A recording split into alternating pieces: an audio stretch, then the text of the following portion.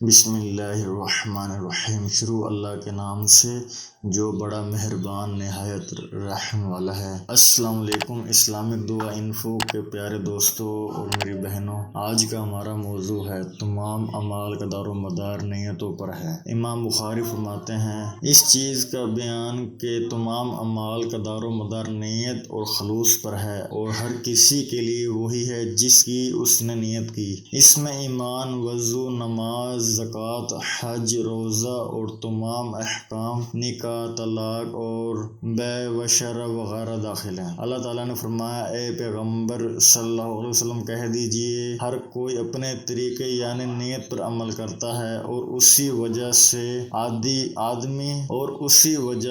آدمی اگر ثواب کی نیت سے اللہ کا حکم سمجھ کر اپنے گھر والوں پر خرچ کرے تو صدقہ کا ثواب ملتا ہے۔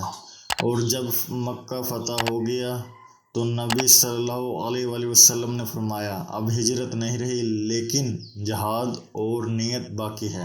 امام نووی فرماتے ہیں تمام ظاہری اور باطنی اعمال، اقوال اور احوال میں اخلاص اور حسن نیت ضروری ہے۔ نیت کے فوائد، سب سے بڑا فائدہ یہ ہے کہ قرآن و حدیث کے ایک اہم اصول پر عمل ہو جائے گا، کیونکہ نیت خالص اللہ کے لیے عمل کرنے کو ممیز کرتی ہے۔ اس عمل سے جو غیر اللہ کے لیے کیا جائے اعمال کے مرتبوں میں تمیز کرتی ہے، یعنی فرض کو نفل سے، عبادت کو عادت سے تمیز کرتی ہے، جیسے روزے ہیں۔ دوستو، ہم امید کرتے ہیں کہ آپ کو ہماری آج کی ویڈیو پسند ضرور آئی ہوگی۔ اگر آپ کو یہ آج کی ویڈیو پسند آئی ہے تو آپ سے گزارش ہے کہ آپ ہمارے چینل اسلامک دعا انفو کو ضرور سبسکرائب کریں، ساتھ لگے بیل کے آئیکن کے بٹن کو بھی پریس کر لیں تاکہ آپ کے پاس ہماری آنے والی مزید معلوماتی ویڈیوز کا نوٹیفیکیشن بر وقت ملتا رہے۔ اللہ تعالیٰ آپ کو اپنے حفظ و امان میں رکھے،